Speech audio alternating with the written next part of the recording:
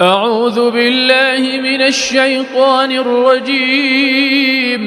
بسم الله الرحمن الرحيم. ألف لام را تلك آيات الكتاب المبين. إنا أنزلناه قرآنا عربيا لعلكم تعقلون.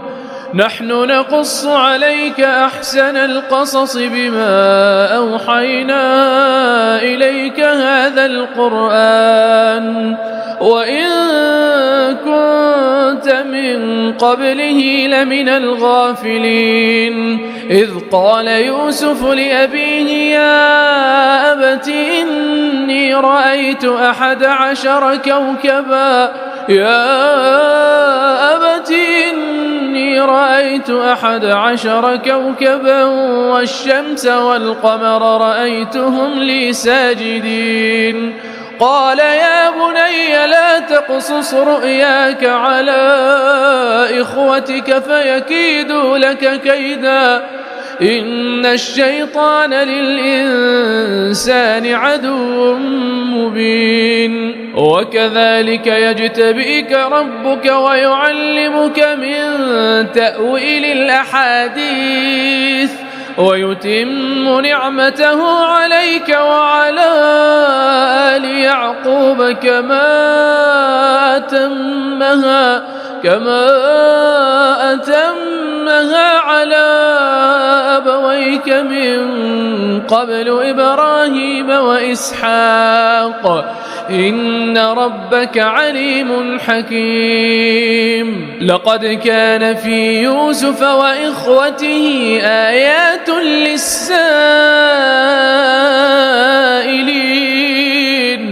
إذ قالوا ليوسف وأخوه أحب إلى أبينا منا ونحن عصبة إن أبانا لفي ضلال مبين.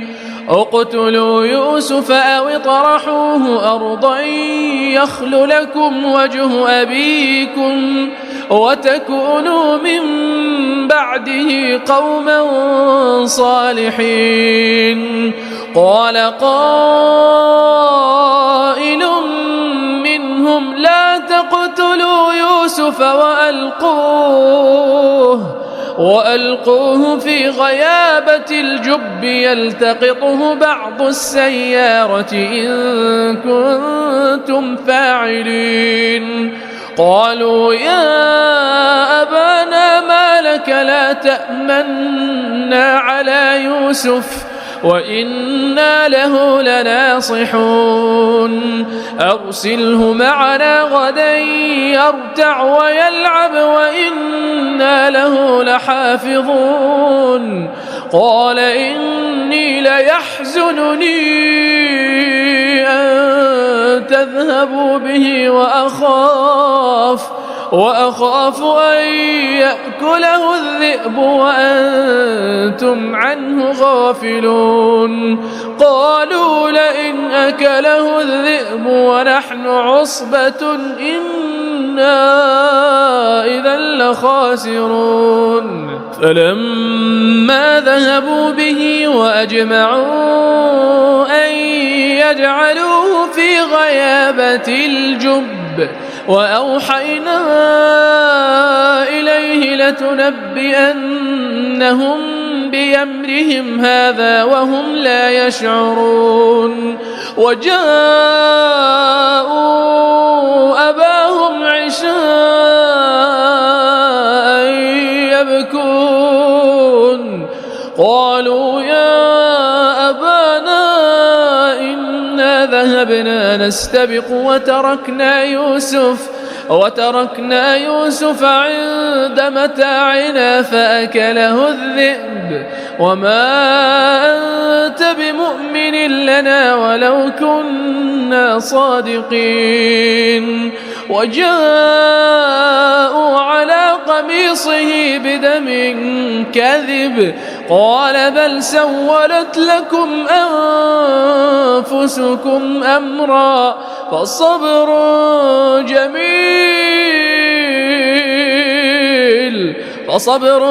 جميل والله المستعان على ما تصفون. وجاءت سيارة فأرسلوا واردهم فأدلى دلوه قال يا بشرى هذا غلام وأسروه بضاعة والله عليم بما يعملون. وشروه بثمن بخس دراهم معدودة وكانوا فيه من الزاهدين. وقال الذي اشتراه من مصر لامرأته أكرمي مثواه عسى أن ينفعنا أو نتخذه ولدا.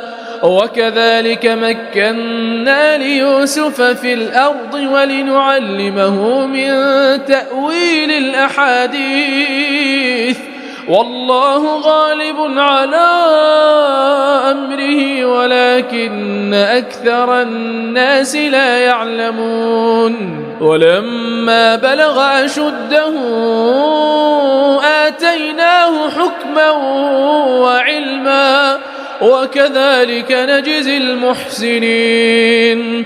وراودته التي هو في بيتها عن نفسه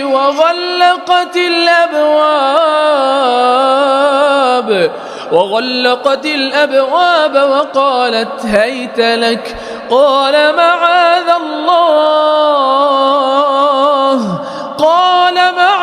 الله إنه ربي أحسن مثواي إنه لا يفلح الظالمون. ولقد همت به وهم بها لولا أن رأى برهان ربه كذلك لنصرف عنه السوء والفحشاء إنه من عبادنا المخلصين. واستبق الباب وقدت قميصه من دبر وألف يا سيدها لدى الباب قالت ما جزاء من أراد بأهلك سوءا إلا أن يسجن أو عذاب أليم. قال هي راودتني عن نفسي وشهد شاهد من أهلها إن كان قميصه قد من قبل فصدقت وهو من الكاذبين وإن كان قميصه قد من دبر فكذبت وهو من الصادقين. فلما رأى قميصه قد من دبر قال إنه من كيدكن إن كيدكن عظيم.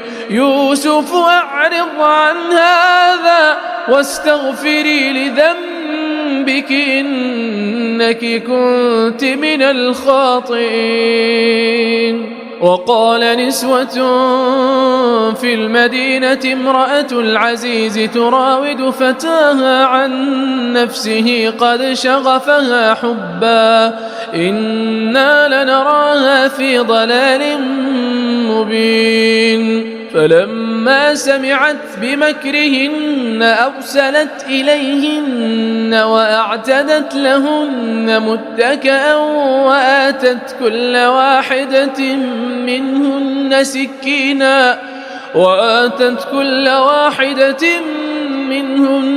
سكينا وقالت اخرج عليهن فلما رأينه أكبرنه وقطعن أيديهن وقلن حاش لله ما هذا بشرا إن هذا إلا ملك كريم.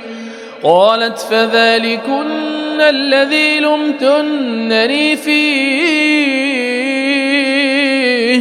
ولقد راودته عن نفسه فاستعصم ولئن لم يفعل ما آمره ليسجنن وليكون من الصاغرين. قال رب السجن أحب إلي مما يدعونني إليه وإلا تصرف عني كيدهن أصب إليهن وأكن من الجاهلين.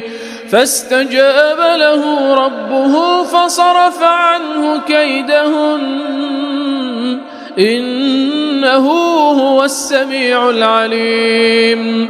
ثم بدا لهم من بعد ما رأوا الآيات ليسجننه حتى حين. ودخل معه السجن فتيان قال أحدهما إني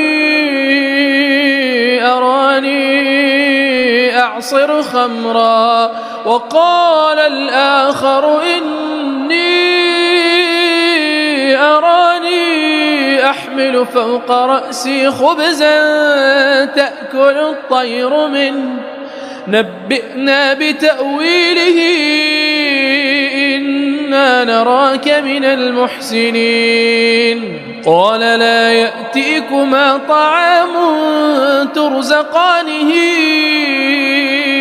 إلا نبأتكما بتأويله قبل أن يأتيكما ذلكما مما علمني ربي إني تركت ملة قوم لا يؤمنون بالله وهم بالآخرة هم كافرون واتبعت ملة آبائي إبراهيم وإسحاق ويعقوب ما كان لنا أن نشرك بالله من شيء ذلك من فضل الله علينا وعلى الناس ولكن أكثر الناس لا يشكرون. يا صاحبي السجن أأرباب متفرقون خير أم الله الواحد القهار ما تعبدون من دونه إلا أسماء سميتموها أنتم وآباؤكم ما أنزل الله بها من سلطان إن الحكم إلا لله أمر ألا تعبدوا إلا إياه ذلك الدين القيم ولكن أكثر الناس لا يعلمون. يا صاحبي السجن أما أحدكما فيسقي ربه خمرا وأما الآخر فيصلب فتأكل الطير من رأسه قضي الأمر الذي فيه تستفتيان. وقال للذي ظن أنه ناج منهما اذكرني عند ربك فأنساه الشيطان ذكر ربه فلبث في السجن 9 سنين. وقال الملك إني أرى 7 بقرات سمان يأكلهن 7 عجاف وسبع سنبلات خضر وأخر يابسات يا أيها الملأ أفتوني في رؤياي إن كنتم للرؤيا تعبرون قالوا أضغاث أحلام وما نحن بتأويل الأحلام بعالمين وقال الذي نجا منهما وادكر بعد أمة أنا أنبئكم بتأويله فأرسلون يوسف أيها الصديق أفتنا في 7 بقرات سمان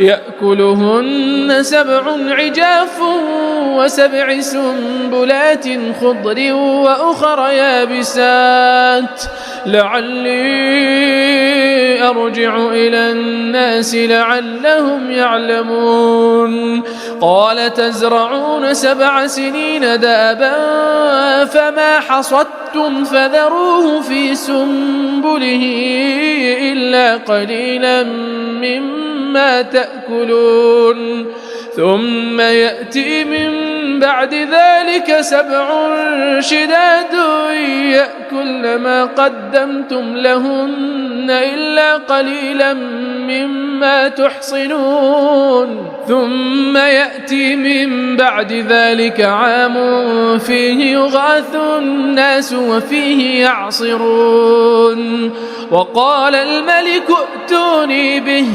فلما جاءه الرسول قال ارجع إلى ربك فاسأله ما بال النسوة اللاتي قطعن أيديهن إن ربي بكيدهن عليم قال ما خطبكن إذ راوتن يوسف عن نفسه قلنا حاش لله ما علمنا عليه من سوء قالت امرأة العزيز الآن حصحص الحق أنا راودته عن نفسه وإنه لمن الصادقين ذلك ليعلم أني لم أخنه بالغيب وأن الله لا يهدي كيد الخائنين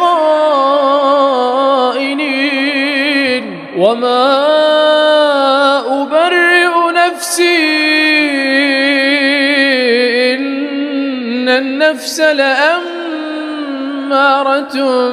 بالسوء إلا ما رحم ربي إن ربي غفور رحيم وقال الملك ائتوني به أستخلصه لنفسي فلما كلمه قال إنك اليوم لدينا مكين أمين قال اجعلني على خزائن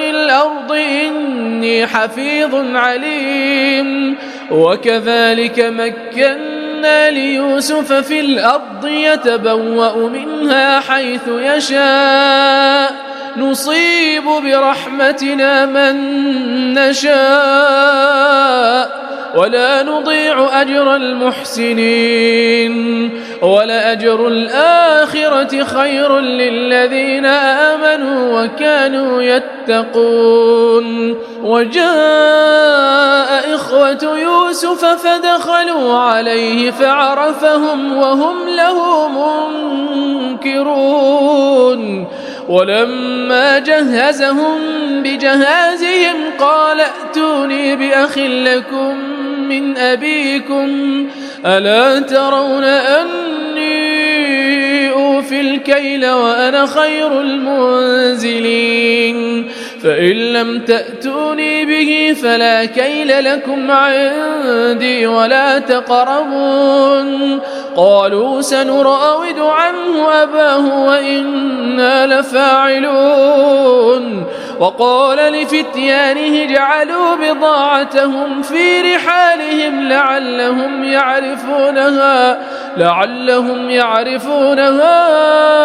إذا انقلبوا إلى أهلهم لعلهم يرجعون فلما رجعوا ردوا إلى أبيهم قالوا يا أبانا منع منا الكيل فأرسل معنا أخانا نكتل وإنا له لحافظون قال هل آمنكم عليه إلا كما أمنتكم على أخيه من قبل فالله خير حافظا وهو أرحم الراحمين ولما فتحوا متاعهم وجدوا بضاعتهم ردت إليهم قالوا يا أبانا ما نبغي هذه بضاعتنا ردت إلينا ونمير أهلنا ونحفظ أخانا ونزداد كيل بعير ذلك كيل يسير قال لن أرسله معكم حتى تؤتون موثقا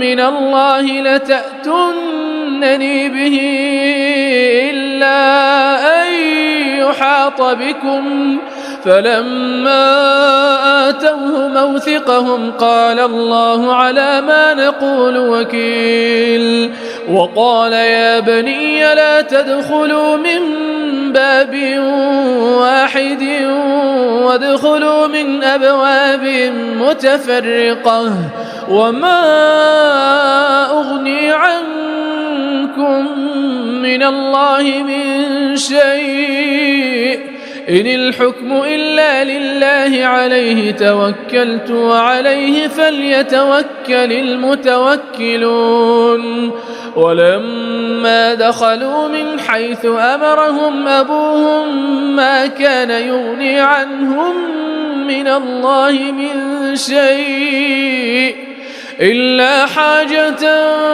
في نفس يعقوب قضاها وإنه لذو علم لما علمناه ولكن أكثر الناس لا يعلمون ولما دخلوا على يوسف آوى إليه أخاه قال إني أنا أخوك فلا تبتئس بما كانوا يعملون فلما جهزهم بجهازهم جعل السقاية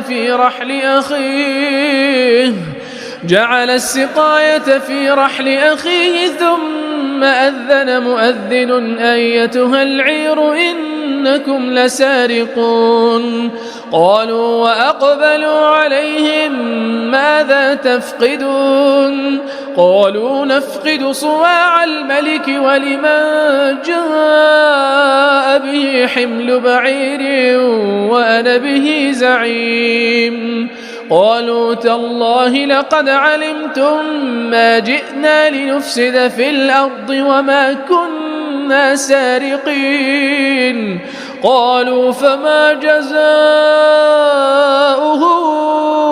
إن كنتم كاذبين قالوا جزاؤه من وجد في رحله فهو جزاؤه كذلك نجزي الظالمين فبدأ بأوعيتهم قبل وعاء أخيه ثم استخرجها من وعاء أخيه كذلك كدنا ليوسف ما كان ليأخذ أخاه في دين الملك إلا أن يشاء الله نرفع درجات من نشاء وفوق كل ذي علم عليم قالوا إن يسرق فقد سرق أخ له من قبل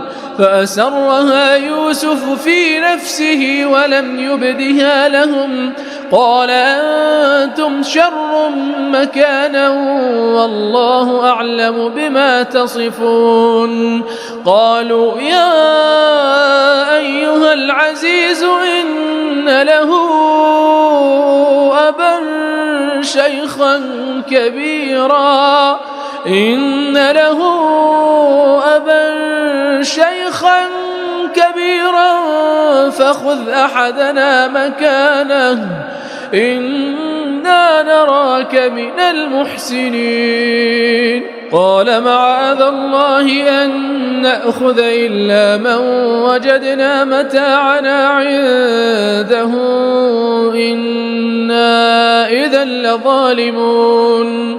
فلما استيئسوا منه خلصوا نجيا قال كبيرهم ألم تعلموا أن أباكم قد أخذ عليكم موثقا من الله ومن قبل ما فرطتم في يوسف فلن أبرح الأرض حتى يأذن لي أبي أو يحكم الله لي وهو خير الحاكمين. ارجعوا إلى أبيكم فقولوا يا أبانا إن ابنك سرق وما شهدنا إلا بما علمنا وما كنا للغيب حافظين. واسأل القرية التي كنا فيها والعير التي أقبلنا فيها وإنا لصادقون. قال بل سولت لكم أنفسكم أمرا فصبر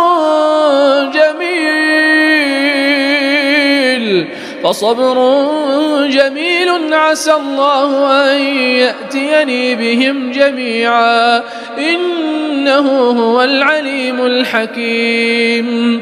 وتولى عنهم وقال يا أسفا على يوسف وابيضت عيناه من الحزن فهو كظيم. قالوا تالله تفتأ تذكر يوسف حتى تكون حرضا أو تكون من الهالكين.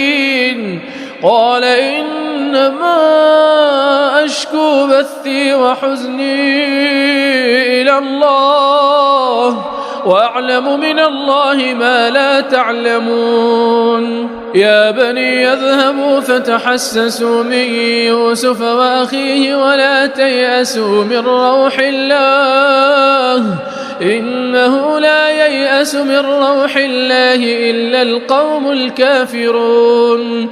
فلما دخلوا عليه قالوا يا أيها العزيز مسنا وأهلنا الضر وجئنا ببضاعة مزجاة فأوفلنا الكيل وتصدق علينا إن الله يجزي المتصدقين. قال هل علمتم ما فعلتم بيوسف وأخيه إذ أنتم جاهلون؟ قالوا أئنك لأنت يوسف؟ قال أنا يوسف وهذا أخي قد من الله علينا إنه من يتق ويصبر فإن الله لا يضيع أجر المحسنين. قالوا تالله لقد آثرك الله علينا وإن كنا لخاطئين. قال لا تثريب عليكم اليوم يغفر الله لكم وهو أرحم الراحمين. اذهبوا بقميصي هذا فألقوه على وجه أبي يأت بصيرا وأتوني بأهلكم أجمعين. ولما فصلت العير قال أبوهم إني لأجد ريح يوسف لولا أن تفندون. قالوا تالله إنك لفي ضلالك القديم. فلما جاء البشير ألقاه على وجهه فارتد بصيرا. قال ألم أقل لكم إني أعلم من الله ما لا تعلمون قالوا يا أبانا استغفر لنا ذنوبنا إنا كنا خاطئين قال سوف أستغفر لكم ربي إنه هو الغفور الرحيم فلما دخلوا على يوسف آوى إليه أبويه وقال ادخلوا مصر إن شاء الله آمنين ورفع أبويه على العرش وخروا له سجدا وقال يا أبت هذا تأويل رؤياي من قبل قد جعلها ربي حقا وقد أحسن بي إذ أخرجني من السجن وجاء بكم من البدو من بعد أن نزغ الشيطان بيني وبين إخوتي إن ربي لطيف لما يشاء إنه هو العليم الحكيم رب قد آتيتني من الملك وعلمتني من تأويل الأحاديث فاطر السماوات والأرض أنت ولي في الدنيا والآخرة توفني مسلما وألحقني بالصالحين ذلك من أنباء الغيب نوحيه إليك وما كنت لديهم إذ أجمعوا أمرهم وهم يمكرون وما أكثر الناس ولو حرصت بمؤمنين وما تسألهم عليه من أجر إن هو إلا ذكر للعالمين وكأين من آية في السماوات والأرض يمرون عليها وهم عنها معرضون وما يؤمن أكثرهم بالله إلا وهم مشركون أفأمنوا أن تأتيهم غاشية من عذاب الله أو تأتيهم الساعة بغتة وهم لا يشعرون قل هذه سبيلي أدعو إلى الله على بصيرة أنا ومن اتبعني وسبحان الله وما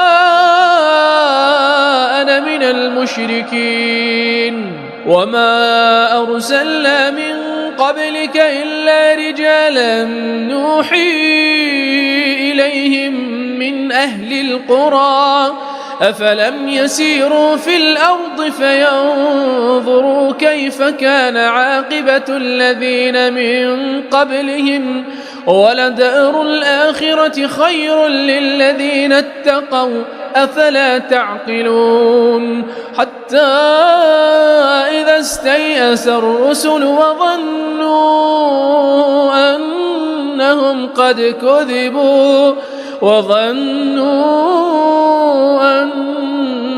قد كذبوا جاءهم نصرنا فنجي من نشاء ولا يرد بأسنا عن القوم المجرمين لقد كان في قصصهم عبرة لأولي الألباب ما كان حديثا يفترى ولكن تصديق الذي بين يديه وتفصيل كل شيء وهدى ورحمة لقوم يؤمنون